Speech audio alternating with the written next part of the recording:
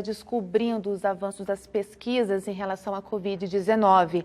E entre os estudos, tem uma pesquisa que mostra que os sintomas em homens e homens com mais de 60 anos, os sintomas são mais fortes. Quem tem mais informações é a Camila Lute, que conversa com a gente. Oi, Camila, boa tarde para você.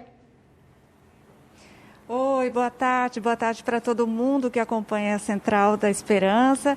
É isso mesmo, tem uma pesquisa que mostra que 68% das vítimas da Covid-19, as vítimas fatais, são homens, como você falou, com mais de 60 anos de idade. A gente vai conversar agora com o cardiologista aqui de São José dos Campos, Rafael Ozug, que vai explicar para a gente, né, doutor, por que isso acontece, por que mais os homens do que as mulheres.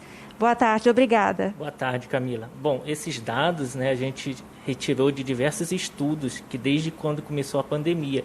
E a gente tem observado realmente, tanto em estudos quanto na prática, que os homens acima de 60 anos são os que evoluem pior quando adquirem a Covid-19. Né? Diversas causas a gente pode elucidar, né? Mas assim, a principal realmente é que homens têm mais comorbidades que mulheres, são mais diabéticos, mais hipertensos, mais cardiopatas na fase que a Covid-19 acomete mais. Né? Então isso justifica a maior fatalidade, a mortalidade pelo Covid-19. Isso a idade influencia muito, no caso de 60 anos, ou a pessoa pode ter uma doença crônica, já havia desenvolver essas duas doenças que o senhor citou? Isso. Toda doença crônica, né, a princípio, é um fator de risco para a Covid-19. O que acontece é que os pacientes acima de 60 anos, e aí sim, a maioria sendo homens, né, a gente acaba evoluindo com um quadro pior. Tá? É lógico que tem a questão comportamental também. Né? Homens se cuidam menos do que mulheres. Culturalmente, as mulheres, desde quando começam a menstruar, já vão no médico ginecologista. Né? Homens só vão quando apresentam alguns sintomas.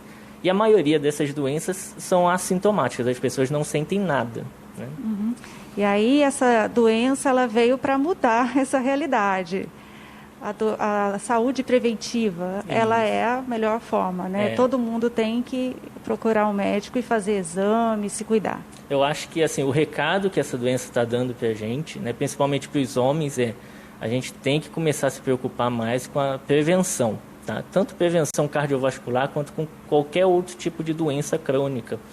Né? Porque o que a gente observa é que com essa pandemia, muito mais pessoas estão sedentárias, lógico, porque não podem sair de casa, né? Estão se alimentando de forma inadequada, consumindo mais carboidrato.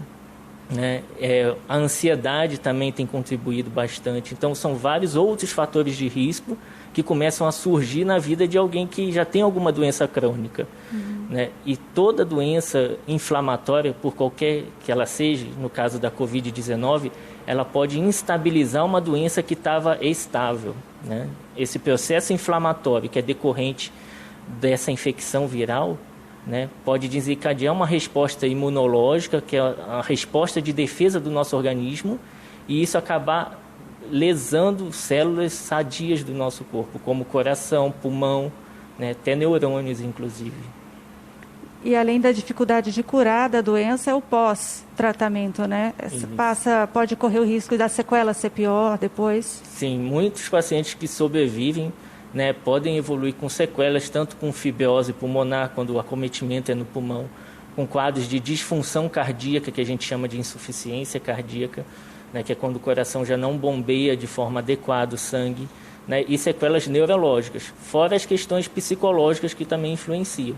Hoje o que a gente observa muito é um aumento grande no número de ansiedade, síndrome do pânico, né, alterações de comportamento também, tudo isso decorrente da Covid-19. Doutor, muito obrigada pela sua entrevista aqui com a gente.